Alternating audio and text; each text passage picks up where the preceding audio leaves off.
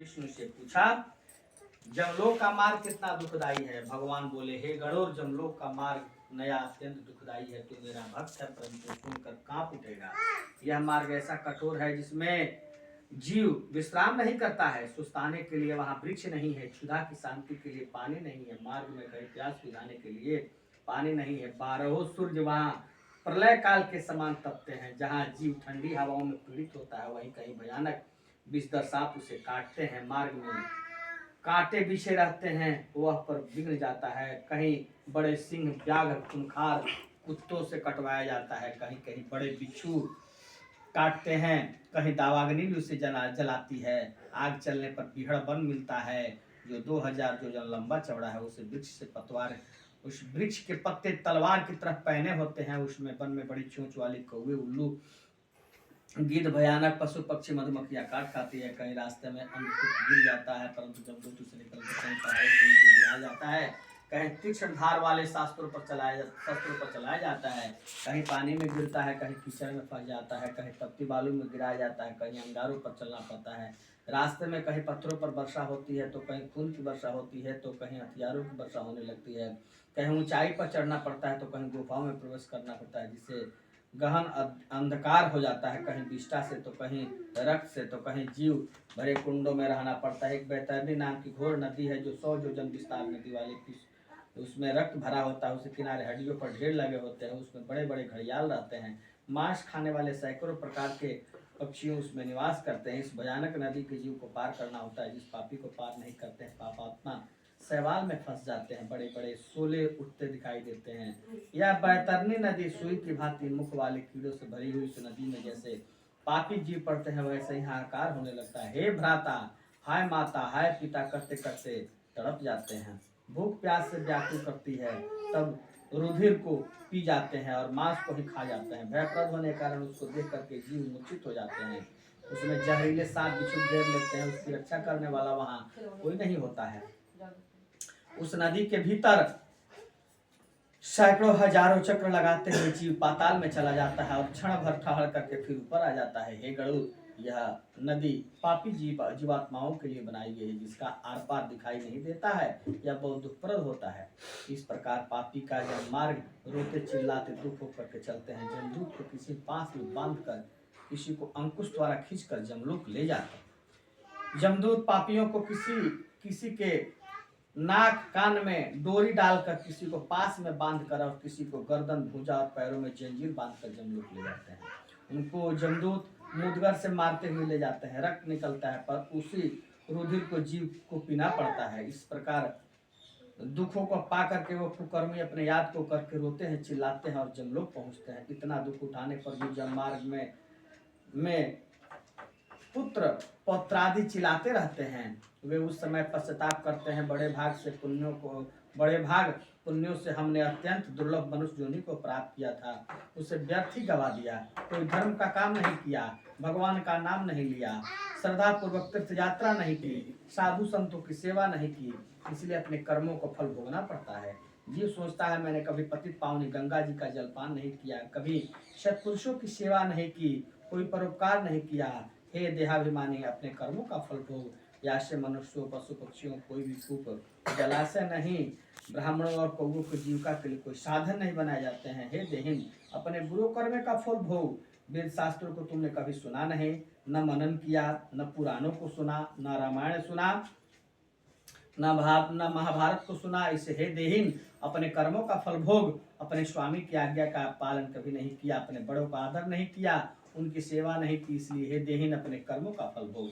स्त्री शरीर पाकर के मैंने पति व्रता पालन नहीं किया, कभी उसने मधुर वचन का प्रयोग नहीं किया, पति की आज्ञा का पालन नहीं किया, कभी अतिथि का सत्कार नहीं किया, कारण कि हे जीवात्मा, अब अपने किए हुए कर्मों का फल भोग। तूने तो महीना के चंद्रायन व्रत किए और न ही शरीर को नियमों के अनुसार व्रत किए। इस प्रकार अनेक प्रकार का विलाप करता हुआ स्त्री पुरुष अपने देह को स्मरण करते हुए हाथ मल मल कर करता है कि सर तू जब नहीं मिलेगा, ऐसा कहता हुआ जीव जब मार्ग में जाता है, वह प्रेत रूपी जीव 17 दिन तक वायु के समान चलता है और 18वें दिन सौम्यपुर नामक में पहुंचता है। वहां बहुत से प्रेत रहते हैं। वहां जाकर के पुष्पभद्रा नदी है, पुरदर्शन, न्याय, क्रोध, वहाँ का राजा है, वहाँ पर जीव थोड़े समय के लिए विश्राम करता है, वहाँ पर अपनी स्त्री पुत्र आदि को याद करके चिंता में डूब जाता है। तब जमदूत कहते हैं तुझे स्त्री पुत्र धन मित्र याद आ रहे हैं, कोई किसी का नहीं है, अपने कर्मों का फल साथ लेकर के चल। उसी कर्मों का भोगता हुआ जमदूत मार्ग पूरा कर। हे परलोक जाने वाले जीव, तुम जमराज और हमें नहीं जानते, हम जमराज तुम्हें अवश्य दंड देंगे, क्षमा नहीं जानते। वे जमलोक और मृत्युलोक पूरी प्राप्त होते हैं। ब्राह्मणों से पौराणिक कथा, इस मार्ग का नाम तूने नहीं सुना। मृत्युलोक में जाने का प्राणी ऐसा कहकर जमलोक में पीटते हैं, बलपूर्वक खींचते हैं, रौद्र की सुना अस्त्र पूर्वक किए गए मानसिक श्राद्ध का करता है। इसके बाद सौरीपुरी नामक गमन करता है। सौरीपुर का राजा जंगम है और जीव उसे देखता है, उसे कांप उठता है। वहां भी जीव कुछ देर तक विश्राम करता है। उसके बाद पुर पहुंचकर त्रिपाचिक श्राद्ध किए पिंडदान का अन्न जल ग्रहण करता है। नागेंद्र भवन में चल पड़ता है। नागेंद्र भवन में एक भयानक वन है। वन को देखकर जीव डर के मारे रोने लगता है, तड़पने लगता है, चिल्लाने लगता है। वहीं त्रिपाचिक पिंडदान और तीसरे महीने में जीव गंधर्वपुर पहुंचता है। वहां त्रैमासिक पिंड से काम चलाना पड़ता है। वहां के कष्ट भोगकर चौथे महीने में जीव शैलागमपुर पहुंचता है। उस पुरी में पत्थरों से वर्षा होती है। यहाँ पर मांस का पिंड होता है। इसके बाद जीव पांचवें महीने में क्रौंजपुर जाता है। वहां उसने पांचवा पिंड होकर के जीव से प्राप्त होता है। वहां पर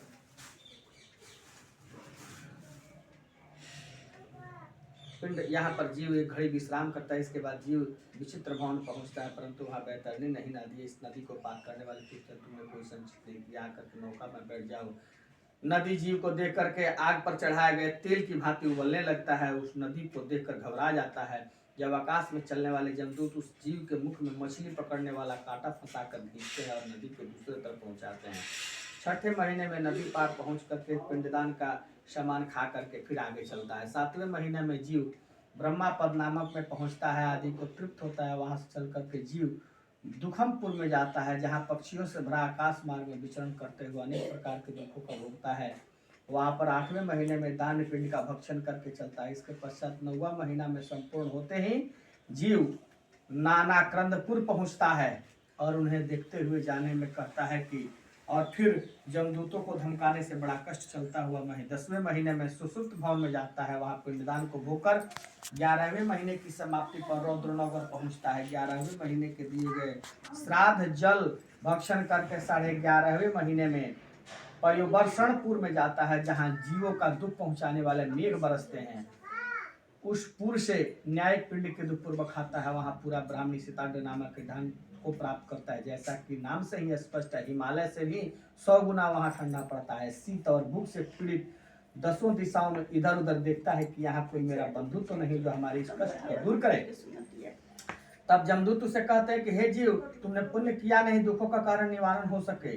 तब 12वें महीने में पिंडदान को भोग करके धैर्य धारण करते हुए इस प्रकार वर्ष के अंत में जमलोक में बहुभीतिपुर में पहुंच करके पूर्व के मिले हुए हाथ में शरीर का त्याग करता है। कर्मों का फल भोगने से अंगुष्ठा मात्र जातना शरीर पाकर जमदूत को संग जाता है। हे कश्यप नंदन गरुड़, जिन लोगों ने मरने से पूर्व परलोक सुधार के निमित्त तनिक भी दान उपदान नहीं किया, संचय नहीं किया, वो इस कारण जमदूतों से दूटने में बंद से कष्ट हो जाते हैं।